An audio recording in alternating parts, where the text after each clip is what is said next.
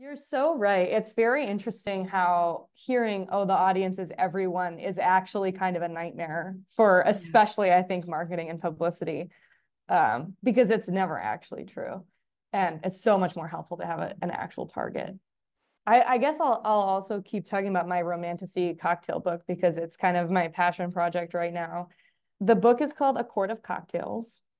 It's coming out next summer, and it all the cocktails in the book are based slash inspired by A Court of Thorns and Roses and that expansive universe that obviously has taken the world by storm. There were a lot of discussions about whether we should make it more general, the romantasy genre, and open it up to all of these best-selling books that, should there be Fourth Wing cocktails in there? Should there be Throne of Glass cocktails in there? And ultimately, we decided to keep it A Court of Thorns and Roses because it's kind of the OG. And I think it's emblematic enough of the romantasy genre. You can pick up the book and read fairy, spelled Faerie, and know that you're kind of in this world of romantasy. But it really gives the book a hook and a focus, and we want people to buy this book and put it on their shelf next to their ACOTAR box set.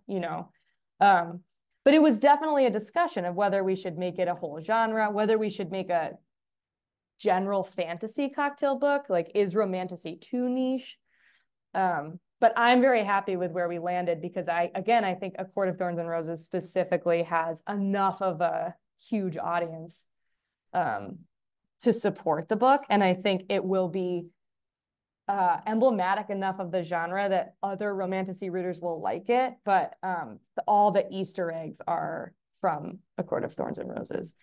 And you can't do Easter eggs if it's for everybody. Exactly. Exactly. When does it come out?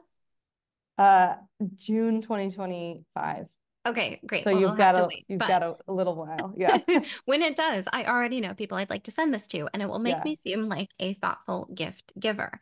And that's another metric too, right? If you give this book to someone, will it seem thoughtful, or will it just be like, I needed to give you something and this had 2 day shipping? Yes. Yeah, and I think with cocktail books and cookbooks too, there is definitely an overlap with the gift market, which is an interesting market because then you're thinking about not people who are going to buy this book for themselves, but you want someone to see that book and say, that makes me think of someone else specific. I'm going to buy that for them. Um, Yeah. so that's another way that these kind of specific books sell really well because they do make you think of someone right away.